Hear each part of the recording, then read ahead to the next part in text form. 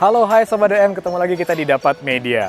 Kita sudah berada di Jumpa Kopi 74 yang berada di Jalan Kaliasem, Denpasar, Bali. Kita akan ketemu dengan salah satu sosok narasumber yang sangat luar biasa. Siapakah beliau? Seperti biasa, kita ingatkan kembali untuk subscribe channel kami di Dapat Media, juga Instagramnya di @dapatmedia, websitenya di www.dapatmedia.com. Beliau dalam perjalanan menuju sini, siapakah beliau? Beliau adalah Iputu Yuliarta atau yang akrab dipanggil Blitu Lengkong. Kita akan kupas mengenai personal life beliau, bagaimana beliau bisa membagikan waktunya dari seorang pengusaha, co-founder dari Kepeng, Dewan Kehormatan HIPMI Bali, dan juga pembina HIPMI Denpasar. Kita akan kupas tuntas hanya di Open The Secret.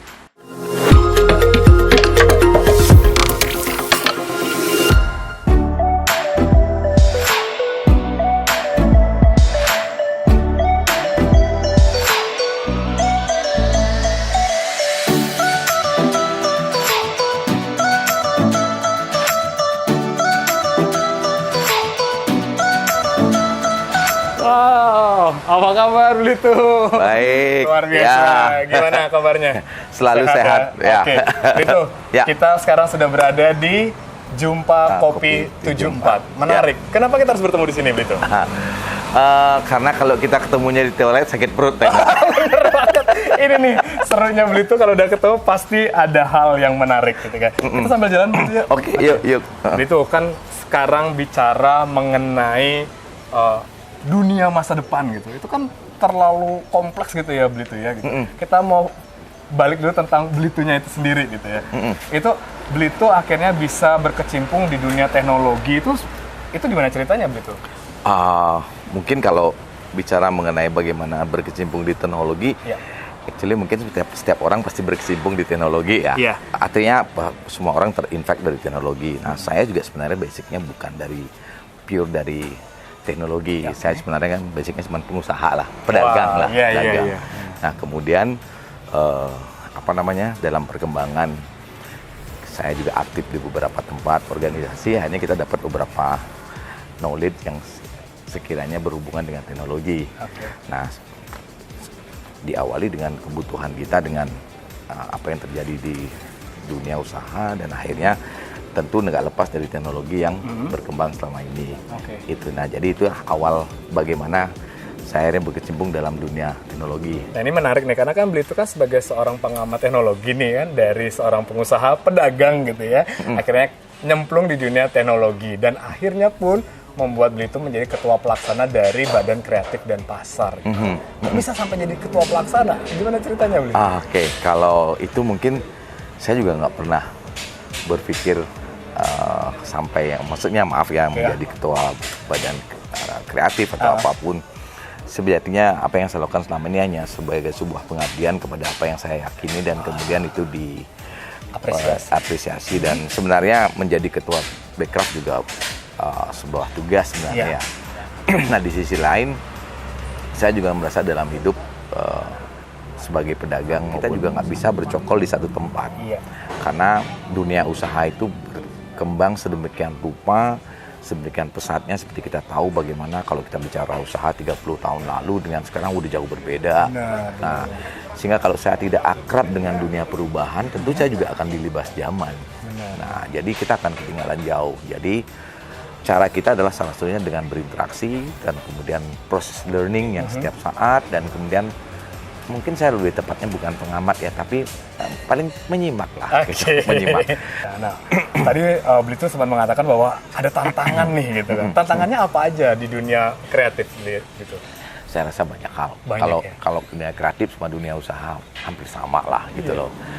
Usaha selalu berkaitan dengan inovasi. Iya. Yang terkait dengan teknologi, terus berkaitan dengan manajemen. Benar. Kemudian terakhir ada leadership. Yes. Iya kan? Ya. Nah, dunia kreativitas juga begitu. Kreativitas tanpa innovation, ya dia cuma jadi semacam pergerakan seperti itu tanpa meaning lah. Ya. Kemudian kreativitas tanpa didampingi dengan leadership, kita hanya jadi semacam barang pajangan aja. Tapi kreativitas didukung dengan manajemen dan leadership, akhirnya lahir impact ekonomi. Ini bagus banget ya, apalagi untuk para sobat DM yang mungkin hanya berpikir bahwa kreativitas cukup, ternyata tidak cukup. Ya, Betul, bahwa perlu ada betul. inovasi bahkan yang berdampak nggak hanya untuk di sini tapi juga untuk kalangan luas gitu ya. Betul, gitu ya. betul, betul.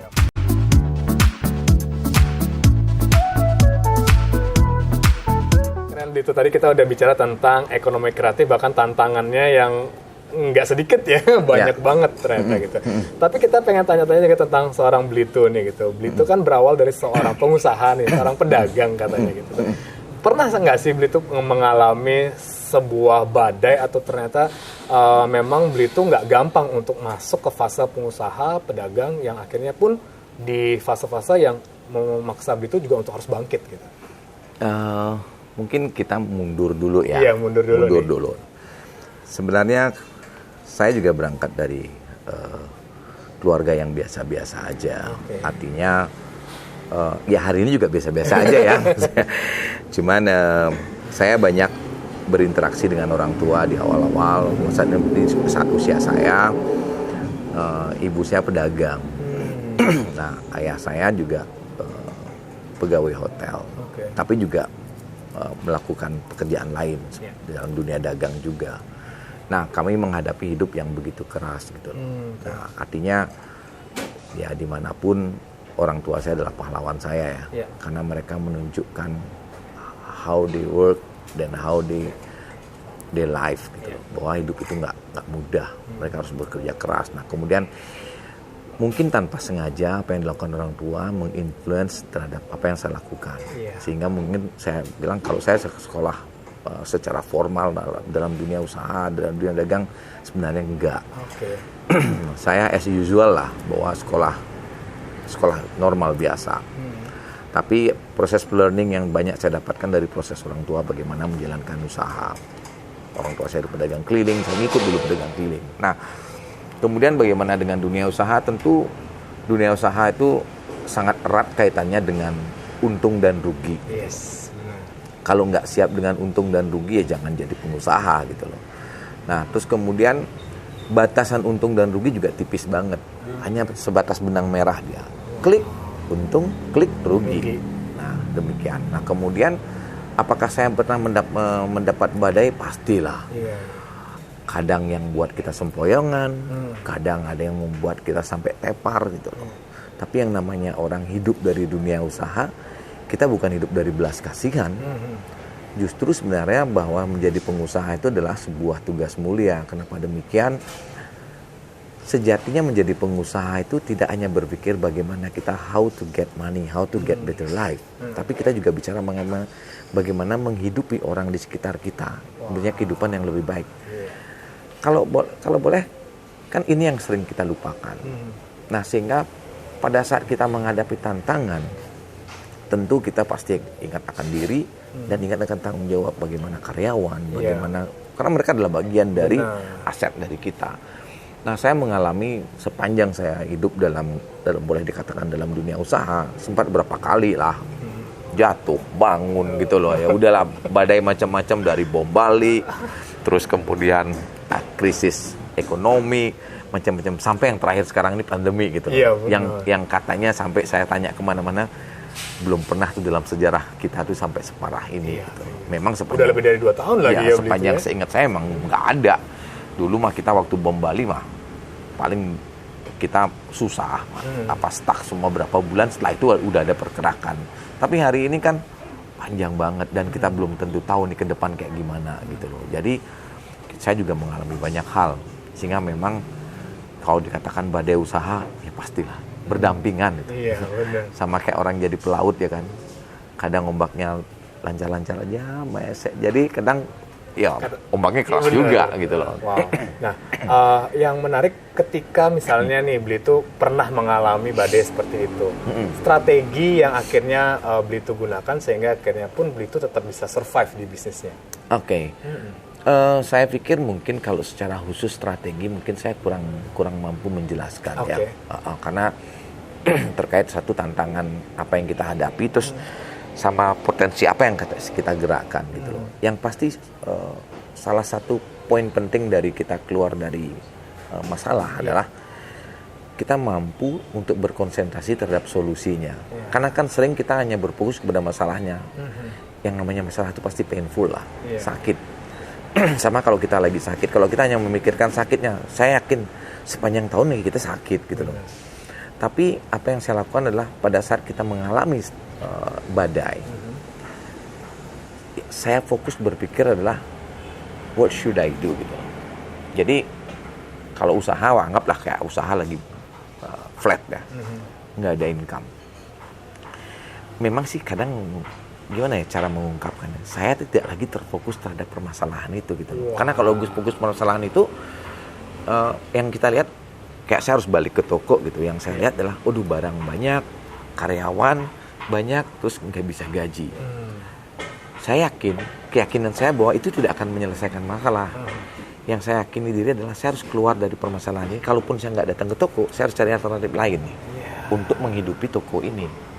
Nah, jadi fokus saya adalah begitu. Nah, jadi kemana nih jalan keluarnya? Yang saya pikirkan jalan keluar. Mau digimanain masalah itu sudah ada. Dia nggak bakal hilang dengan sendiri, nggak kayak kapur barus ya. Kalau dibiarin nanti habis gitu. Enggak. Dia akan tetap bercokol, malahan bertambah besar. Sehingga salah satu kuncinya adalah how to-nya adalah saya banyak bergaul. Di sini pentingnya network. Bergaul dengan banyak pihak. Kita nggak pernah tahu. Kadang orang, ngapain lu aktif di sana, aktif di sini? Ya, saya pikir orang punya banyak cara ya. Punya kacamata masing-masing. Tapi sebenarnya when we talk about networking, kan nggak bisa ujuk-ujuk kita bilang, lu jadi partner gue dong, tiba-tiba kenal aja kagak. Iya bener. Nah, tapi kalau dibangun dari angker bahwa lifestyle kita adalah dekat dengan siapapun, hand in hand dengan yang siapapun, jadi pada saat kita membutuhkan, minimal kita membutuhkan saran, kan enak nih bisa datang kemana-mana. Ini menarik nih, Bli itu sempat bicara tentang pentingnya networking gitu ya. Kita bicara networkingnya kayaknya lebih santai lagi di dalam sambil ngopi kayaknya, Bli. Yuk, ayo, kita langsung ke dalam, Bli. Oke.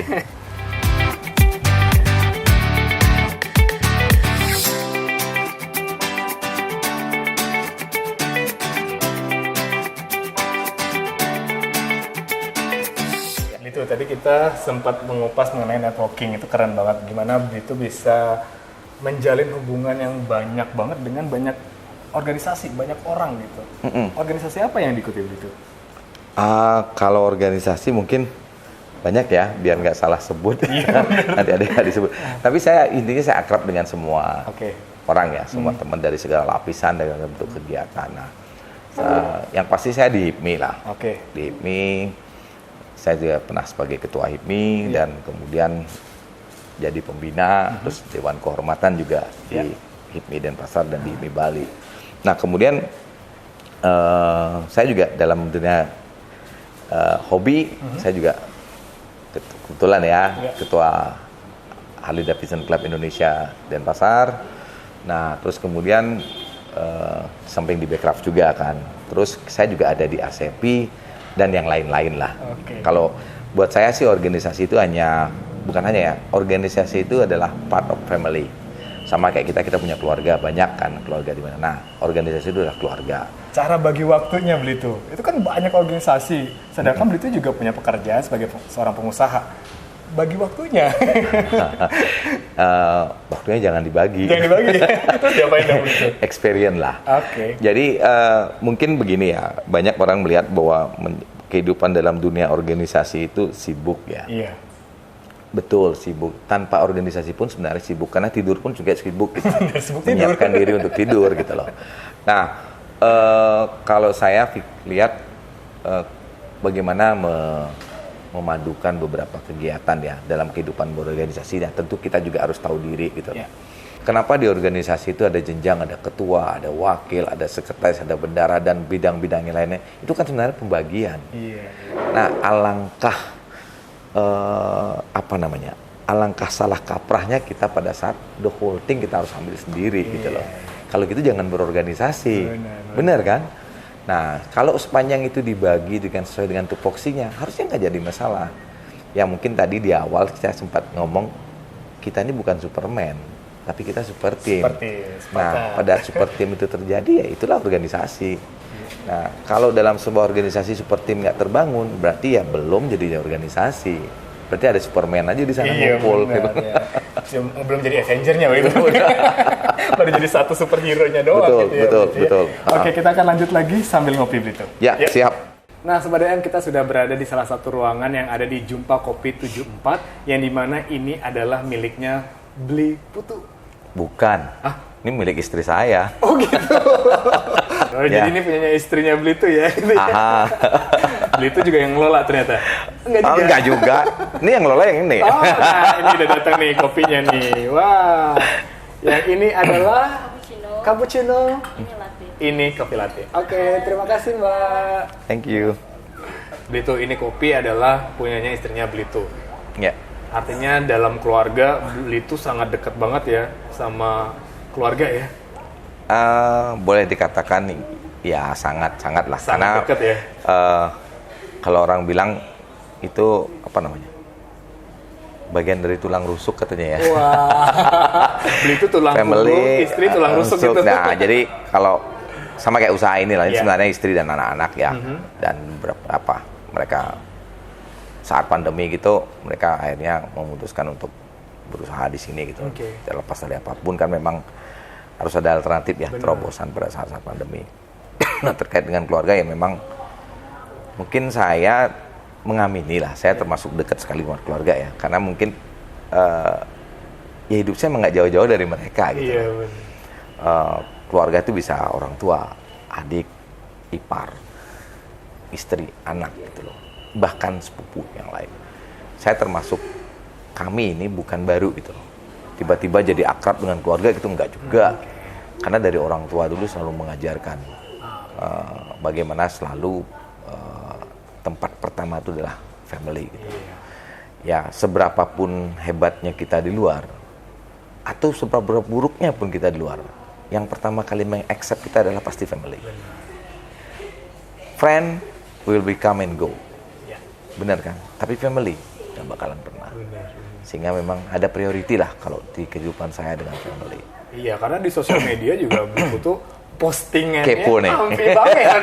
Siapa yang nggak pengen kepoin Bli Putu gitu ya? Pasti tentang keluarga. Jadi predikatnya family man banget gitu. Enggak juga. Family man saya pikir itu tergantung orang menyematkan ya. Iya. Tapi satu hal, itu bukan sesuatu unsur yang istilahnya sesuatu yang saya create. Iya. Satu, mungkin banyak kok teman-teman yang selalu menanyakan sosmed gitu loh. Kok kayaknya family man banget, Cong katanya, Kong gitu ya. Ya kalau buat saya, satu sosial media itu sebenarnya lebih kepada album saya dan keluarga dan saya sendiri sebenarnya. Karena dengan sosial media saya bisa menempatkan file-file yang menurut saya menghibur saya. Dan suatu saat, anggaplah kalau kita mau nyimpan foto, saya pikir 2-3 tahun udah hilang kok. Nggak mungkin kita akan mampu, apalagi sebanyak itu foto kita simpan gitu loh, udah nggak mungkin. Nah sekarang kita dimanjakan dengan dunia digital dan teknologi gitu, sosial media. Betul, sosial media bisa dimanfaatkan untuk banyak hal. Tapi salah satunya buat saya adalah bagian dari album saya dan keluarga yang saya bisa reminding, sometimes saya bisa ingat waktu anak saya 5 tahun kayak gimana ya gitu loh. Atau kadang kita kayak sekarang kita udah lupa gitu loh, di-mention sama Facebook gitu, tiba-tiba kejadian yang 5 tahun lalu keluar, anak gue dulu segitu, sekarang udah segini. Atau muka gue dulu seganteng itu ya, sekarang tetap ganteng. Ketahuan udah ininya gitu. No joke.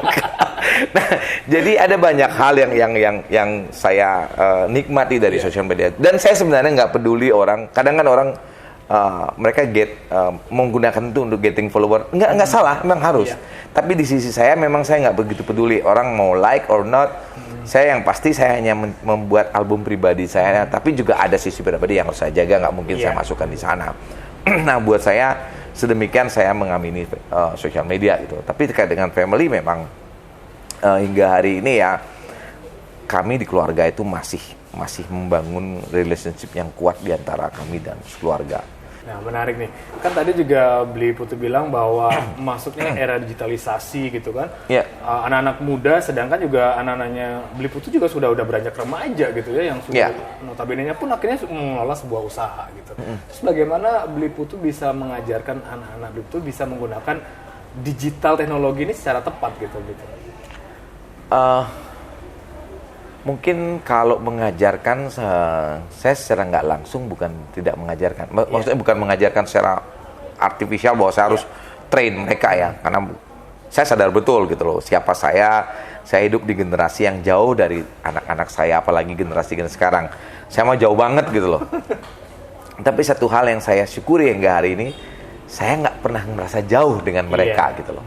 Baik dengan anak-anak, sama lah kayak di HIPMI, saya ini udah tahun berapa di HIPMI gitu loh, sampai sekarang aja saya masih akrab. Malahan yang saya ajak bergaul tuh temennya temen anak saya gitu loh, masih aja kita fine gitu loh. Nah, terkait dengan teknologi, saya mengajarkan anak-anak mungkin lebih kepada menginfluence mereka ya. Saya lebih tepatnya sering sharing sama anak-anak.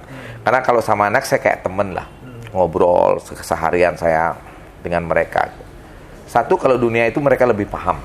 Pasti daripada saya, karena mereka ada di circle-nya mereka itu terjadi.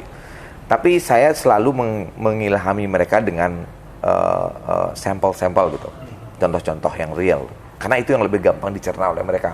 Kalau sekarang mereka dinasehati macam-macam, wah udah nggak didengar kita gitu loh. Mereka lebih tahu, buka di media aja di Google ya udah mereka udah dapet gitu loh. Tapi kadang kita perlu menarik satu contoh-contoh kecil yang sehingga dalam kehidupan sehari-hari gampang dicerna. Teknologi itu kayak pisau.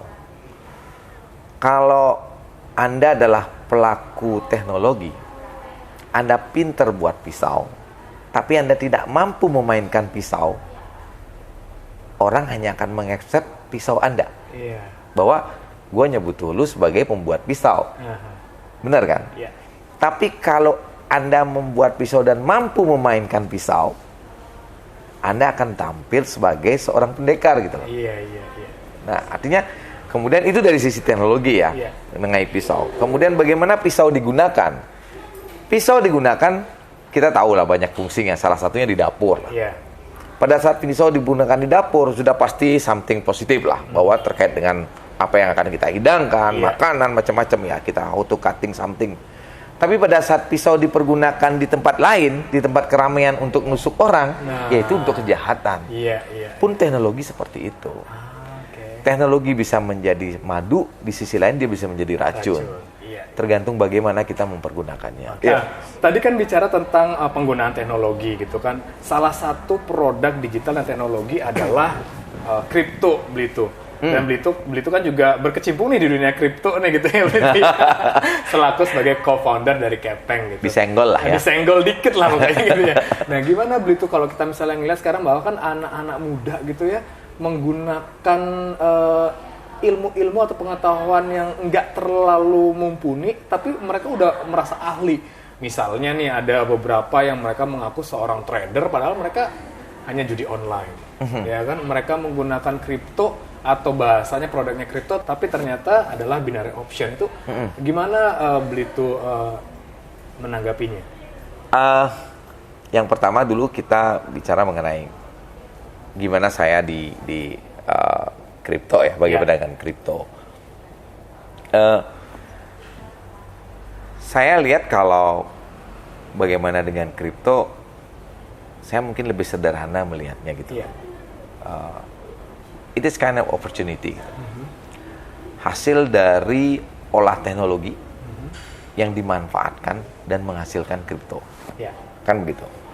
Nah, teknologi kripto sendiri sebenarnya teknologi blockchain ya, yang mendasari lahirnya itu. Sehingga pada saat kita mengamini blockchain, turunannya adalah pasti teknologinya. Ya, apa yang impact-nya? Salah satunya cryptocurrency maupun yang lain. Ada NFT gitu loh. Nah, kalau saya lihat kebetulan di awal dulu waktu saya mulai mengenal blockchain. Sebenarnya blockchain udah lama saya dengar gitu. Tapi saya juga waduh, apa itu gitu loh, nggak menarik, gitu ya? nggak masuk di akal kayak gimana sih.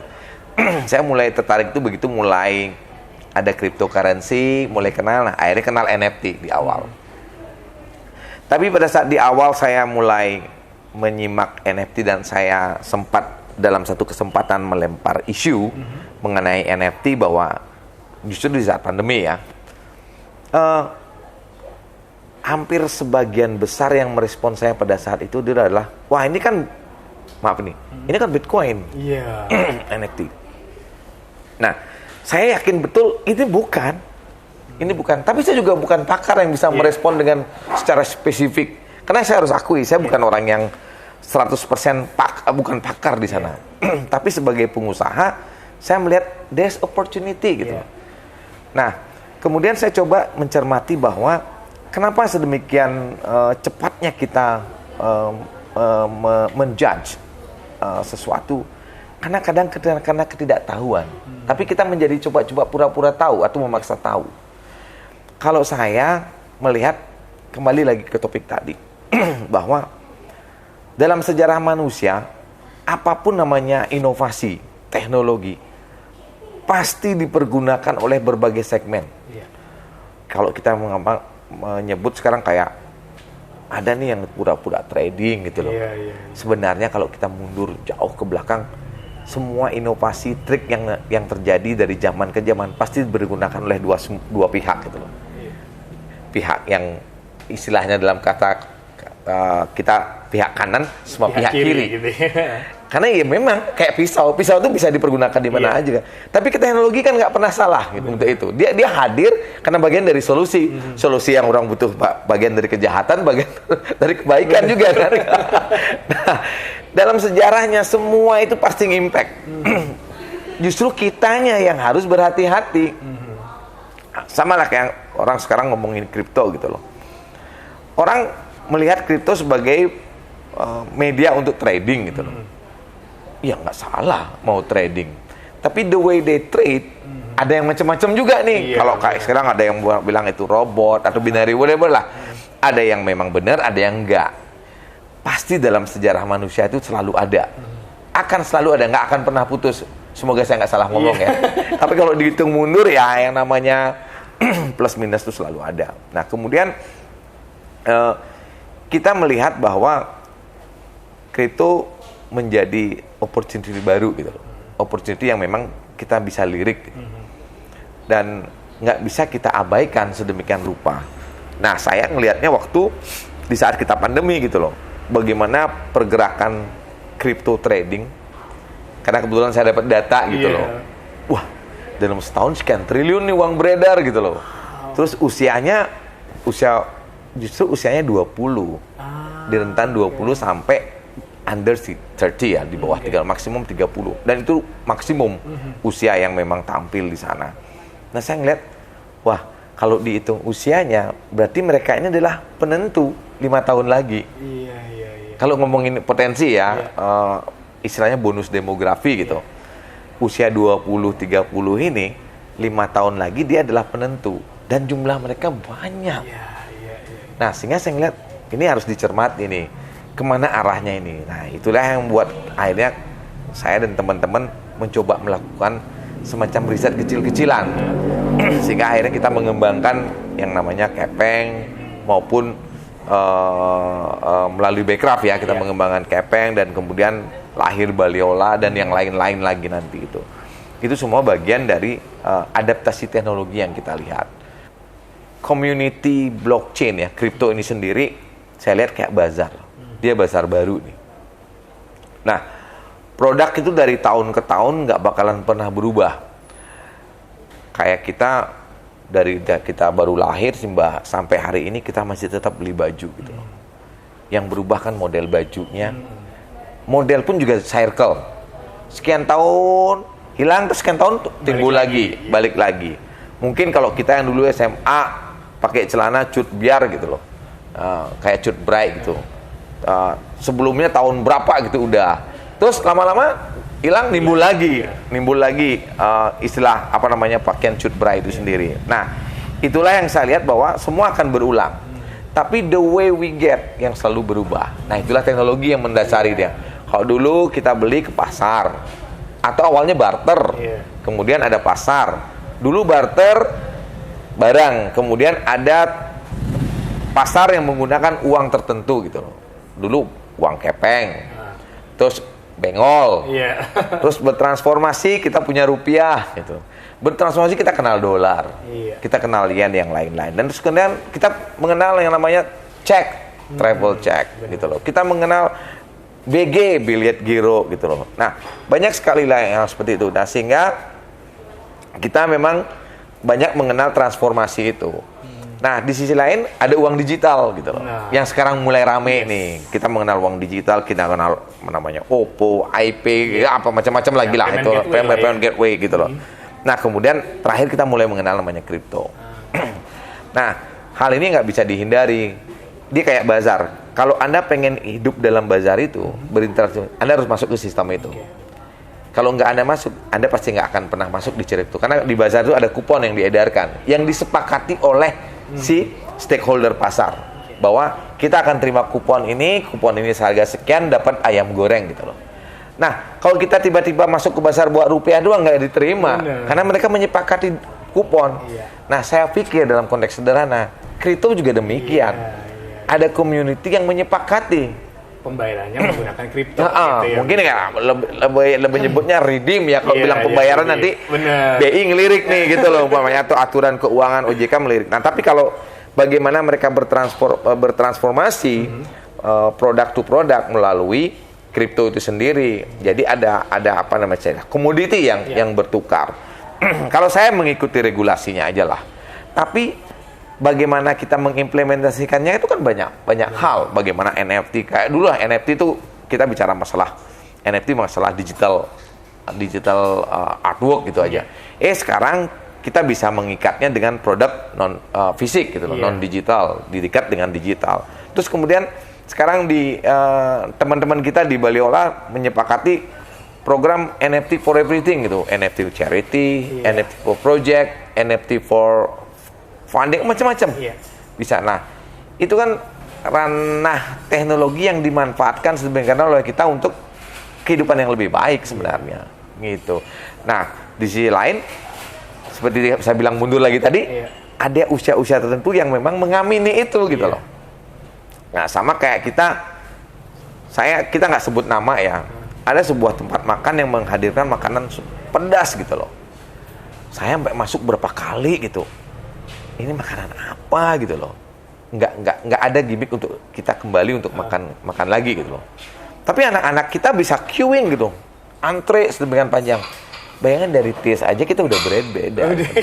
Nah, kalau kita melihat future ke depan, ya kita juga harus lihat itu. Nggak bisa dong kita serta-merta, wah ini enggak gitu. No, come on, dunia nggak mengharapkan kita sependek itu. Kita harus menyimak dulu bagaimana dan coba experience-in dulu, dan kemudian learning proses. Betul nggak apa yang kita amin ini benar bermanfaat, sehingga baru kita berkomentar. Kadang kita kan ya terlalu gampang menjudge gitu loh. Apa-apa udah, wah ini negatif nih gitu loh. Enggak kita nggak semudah itu bisa melihat bahwa itu negatif dan positif gitu loh. Perlu dicermati dulu. Iya, jadi bicara tentang produk digital seperti NFT, blockchain, kripto, ini kita melihatnya 5-10 tahun ke depan ya, Blito ya. Betul. Apa seperti kita saat ini pun mungkin dulunya kita nggak pernah menyangka bahwa akan ada dunia seperti ini gitu ya. Gitu ya. Betul. Jadi yang paling penting adalah apapun teknologinya, adalah bagaimana kita bisa memanfaatkannya dengan hal-hal yang baik, berdampak baik gitu ya. Betul. Oke, Blito, tadi kita udah seharian sama Blito bicara tentang kreativitas, bicara tentang personal life seorang Blito yang akhirnya bisa mencapai kesuksesan pada saat ini, bagaimana menjadi seorang family man yang menginspirasi banyak keluarga di luar sana. Dan boleh dong Blito memberikan juga inspirasi kepada Sobat DM, sehingga Sobat DM pun bisa juga mengikuti jejak-jejak kemanfaatan dari seorang Blito. Oke. Sobat DM tercinta, saya yakin sekali siapapun teman-teman sekarang yang lagi menyaksikan tayangan ini, saya yakin banget 99% kalian adalah orang yang mempunyai future yang amat sangat baik, punya cita-cita yang baik, dan punya masa depan yang pasti gemilang. Kenapa saya katakan demikian? Karena dengan Anda menyimak tayangan ini itu menunjukkan ada keinginan kalian untuk belajar lebih banyak. Bukan berarti saya paling bagus, tapi Anda mencoba menyaring apa yang terbaik yang bisa Anda manfaatkan. Pun saya juga demikian. Saya mengalami banyak perjalanan panjang dalam sebuah proses kehidupan. Artinya bahwa kehidupan itu nggak selalu senikmat yang kita lihat di sosial media atau dimanapun. Hidup penuh dengan tantangan. Dan satu hal, zaman selalu berubah. Kalau hari ini kita bisa bilang sesuatu keren, mungkin besok sudah enggak. Sehingga memang kalau Anda nggak mengikuti itu, Anda akan mati gaya dan tidak akan pernah bergerak kemanapun. Pun demikian, Anda harus bisa mengamini something yang positif, something yang negatif. Karena nggak bisa hanya positif doang. Positif dan negatif melahirkan circle of energy. Dengan energi itulah kita mendapatkan kebaikan-kebaikan. Saya yakin sekali. Sehingga satu hal, jangan pernah terlalu gampang menjudge apapun. Potensi apapun yang ada, kalian harus coba proses. Lihat, cermati, dan amati. Kemudian begitu Anda melihat bahwa, oh ini benar, baru kalian mulai berstatement dan mengeksekusinya. Saya yakin sekali, tidak ada tidak ada apapun di dunia ini yang semuanya negatif aja. Enggak ada, enggak begitu. Positif dan negatif mesti disandingkan. Makanya begitu ngelihat isu nanti, karena apapun isu yang akan ada di depan adalah terkait dengan dunia usaha, cermati dulu, simak baik-baik, kemudian baru kita memprosesnya. Saya yakin, sekali lagi, saya berharap siapapun teman-teman yang menyimak ini, saya doakan sedemikian rupa dengan sungguh-sungguh kalian menjadi orang yang sukses dan kita ketemu di kehidupan yang lebih baik. Terima kasih. Keren banget lu tuh, thank you buat waktunya ya, keren banget Pak, ini menjadi bekal buat kita untuk tentunya bisa mengikuti bagaimana seorang Beli itu perjalanan hidupnya yang kita juga bisa implementasikan ke kehidupan kita sebagai generasi muda. Ya, ya. siap. Itu tadi Sobat DM, kita sudah saran dengan Beli itu Lengkong yang lagi-lagi buat Sobat DM, kita ambil yang baik-baiknya, yang buruk-buruknya boleh langsung aja disortir gitu ya, dibuang jauh-jauh gitu. Yang tentunya kita juga ingin memberikan manfaat kepada generasi masa depan yang lebih baik untuk Indonesia. Kita akan ketemu lagi dengan narasumber-narasumber yang hebat lainnya hanya di Dapat Media. Tentunya subscribe channel kami di Dapat Media, Instagramnya di @dapatmedia, juga websitenya di www.dapatmedia.com. Kita akan ketemu lagi dengan para narasumber lainnya untuk mengupas tuntas mengenai personal life kesuksesannya hanya di Open The Secret. Kita ketemu lagi. Bye-bye. Bye.